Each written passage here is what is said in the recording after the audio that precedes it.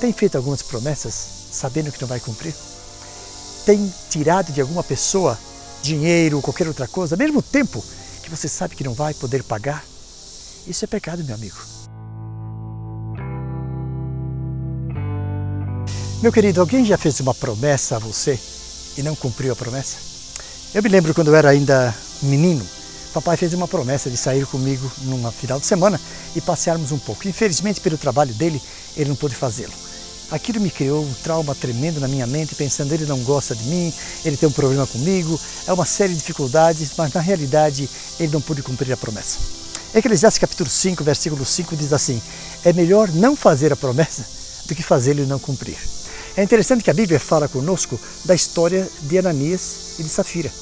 Lembra que eles fizeram uma promessa? Não tinham que fazer, mas venderam a sua propriedade e quiseram enganar os apóstolos e com isso a morte chegou à vida deles. Meus amados, muitas vezes no lar há uma coisa que fazemos sem pensar. Os pais fazem promessa aos filhos que sabem que não vão cumprir. Os filhos fazem promessa aos pais que sabem que não vão cumprir. Nosso trabalho é a mesma coisa. Então, nesse dia eu gostaria que você pensasse e reflexionasse um pouco comigo como é tão fácil fazer promessas que nós já sabemos de antemão que não vamos cumprir. Isso é pecado. Na realidade é uma mentira.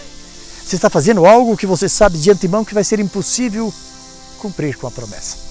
A palavra de Deus diz claramente no livro de Mateus, no capítulo 5, versículo 37, o seu sim deve ser sim, o seu não deve ser não.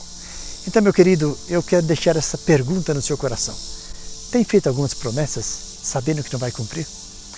Tem tirado de alguma pessoa dinheiro ou qualquer outra coisa, ao mesmo tempo que você sabe que não vai poder pagar? Isso é pecado, meu amigo.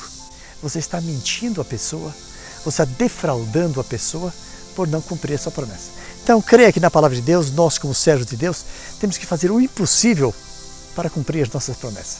É melhor fazê-lo, cumprindo, do que fazer e saber que não vai cumprir. Pense nisso.